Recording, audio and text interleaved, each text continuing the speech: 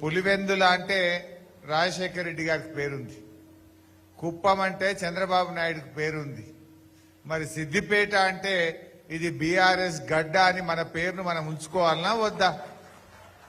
ఆ క్రెడిట్ మనకు ఎప్పుడు ఉండాలనా వద్దా? ఈడ పరాయోడు వస్తే మన గౌరవం ఉంటుందా? అయినా వీళ్ళు ఎవరన్నా మన సిద్దిపేట గురించో మన గురించి ఎప్పుడన్నా ఒక మంచి మాటనన్నా చెప్పిండ్రా? ఏమన్నాడు రేవంత్ రెడ్డి? అరే సిద్దిపేట గింత అభివృద్ధి అవుతుందా, గంత అభివృద్ధి అవుతుందా, గిన్ని పైసలా గండి పైసలా అని కళ్ళల్లో నిప్పులు పోసుకోలేదా ఈ రేవంత్ రెడ్డి? పక్కపొంట రఘునందన్ రావు ఇరుకోట్ల మార్కెట్ మంచిగా ఉన్నదంటాడు, లేకపోతే ఇక్కడ గొర్రెల షెడ్ మంచిగా ఉందంటాడు అని ఆయన కూడా లేనిపోని సిద్దిపేట మీద అక్కసును వెళ్ళగక్కి దుబ్బాకల ఎన్నికల్లో గెలిచే ప్రయత్నం చేసుకున్నాడు.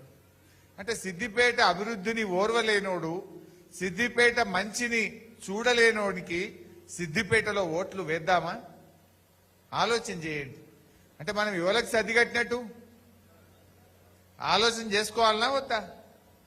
కాంగ్రెస్ అయినా బీజేపీ అయినా కేంద్ర మంత్రి కిషన్ రెడ్డి కూడా అగో సిద్దిపేటకి అన్ని అనుకుంటా తిట్టుకుంటా పోయిండు.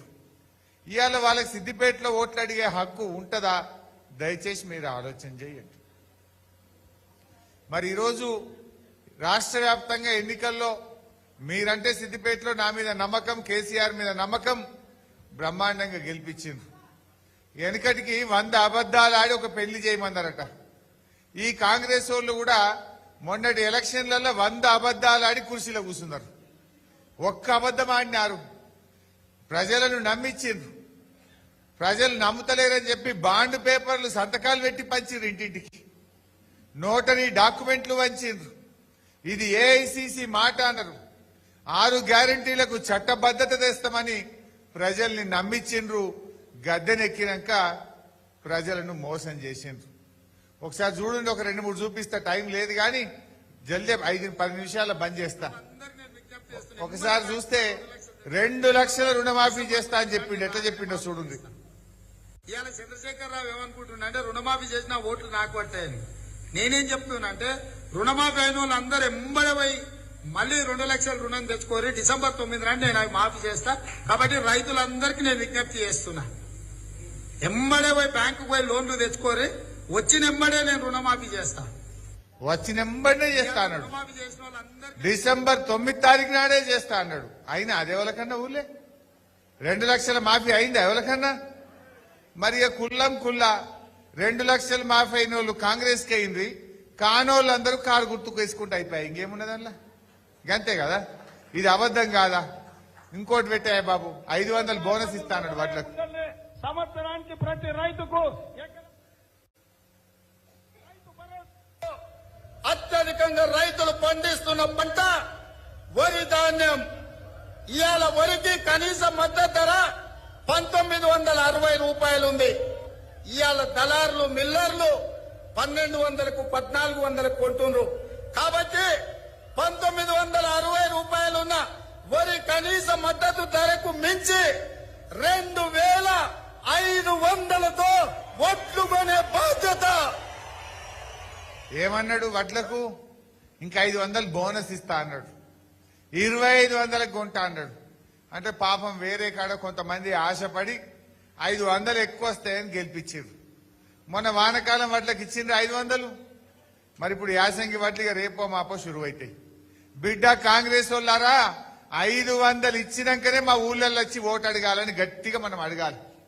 చెప్పలే మరి ఓట్ల ముంగట చెప్తివి, గద్దె నెక్కితివి, 500 ఇవ్వంటే సపోర్ట్ చేస్తలేరు. మరి ఆ వడ్లకు ఇవాళ 500 మక్కలకు, వడ్లకు, శనిగలకు, జొన్నలకు అన్నిటికీ 500 ఇస్తామని చెప్పిండ్రు. మేనిఫెస్టోలో రాసిండ్రు. ఇవాళ గద్దెనెక్కినాక మాట మర్చింది కాంగ్రెస్ పార్టీ. ఈ విషయం అందరికీ చెప్పాలి. వడ్లకు బోనస్ ఎగబెట్టిన కాంగ్రెస్ కు రేపు పార్లమెంట్ ఎన్నికల్లో గుణపాఠం చెప్పాలి.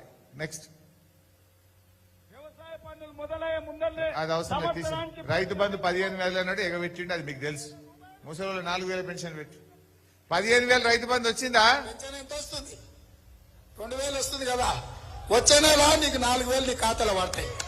వచ్చే నెల డిసెంబర్ 9 నాడు పెద్దమ్మ 2,000 కాదు ఇందిరమ్మ రాజ్యం వచ్చి నీకు 4,000 రూపాయలు పెన్షన్ వస్తుంది. ఎవరు నడుపుకునే పని లేదు. ఇంతకుముందే సీన్ చెప్పి నీ మనోడు వచ్చి నీ కాళ్ళు ఎత్తుతాడు, పెట్రోల్ కు 500 1000 ఇయ్యమని. ఇప్పుడు రేవంత్ రెడ్డి వచ్చి కాళ్ళు వస్తాలి, ఇక మనవాడు వస్తలేడు, రేవంత్ రెడ్డి వచ్చి వస్తాలి కదా. ఏం చెప్పి మన కేసీఆర్ ఉండగా 200 పెన్షన్ 2000 చేస్తా అన్నాడు, బరాబర్ 2000 చేసి చూపించిండు. బీడీ కార్మికులకు, వృద్ధులకు, వితంతువులకు, నేత కార్మికులకు, గీత కార్మికులకు 2000 ఇస్తా అంటే బరాబర్ మన కేసీఆర్ ఇచ్చాడు. వీళ్ళు అనుకున్నారు ఈ పింఛన్ వాళ్ళంతా కేసీఆర్కి ఎత్తుండ్రు, నేను 4000 అంట, ఏమన్నా కానీ నాకు ఓట్లు పడ్డాక చూసుకుందాం అనుకున్నాడు. డిసెంబర్ నెలనే 4000 ఇస్తా అన్నాడు. డిసెంబర్ పోయి ఇప్పుడు ఏప్రిల్ నెల వచ్చింది. 4 నెలలు అంటే నెలకు 2000 అంటే ఒక్కొక్క ఆసరా పెన్షన్ దారులకు ఈ కాంగ్రెస్ పార్టీ 8,000 రూపాయలు బాకీ పడ్డది. బిడ్డ కాంగ్రెస్ నాయకులారా, గా 8,000 ఇచ్చినాకనే రేపు పార్లమెంట్ ఎన్నికల్లో ఓటు అడగాలి, మా ఊళ్ళకు రావాలని చెప్పి మీరు గట్టిగా ఎక్కడికక్కడ నిలదీయాలి. ఇంకా బాధ కలిగేది ఏంటంటే జనవరి నెలలో ఆ ఇచ్చే 2,000 కూడా ఎగ్గొట్టిరు మధ్యలో ఒక్క నెల. యాదుకుందా? ముసలోళ్ళకి బాగా తెలుస్తుంది, బీడీలోళ్ళకు మధ్యలో ఒక 2,000 ఎగరే కొట్టిరు. ఆయన ఏమంటారు చూడండి, అన్న వస్త్రానికి పోతే ఉన్న వస్త్రం పోయిందట. 4,000 వస్తే ఆశపట్టి ఇంత 2,000 కూడా పోయినాయి జనవరిలో. Please subscribe Pragna Media. Please like, share, subscribe to Pragna Media. Pragna Media, please do like, share and subscribe. Please subscribe to Pragna Media. Please like, share and comment if you like the video. Pragna Media.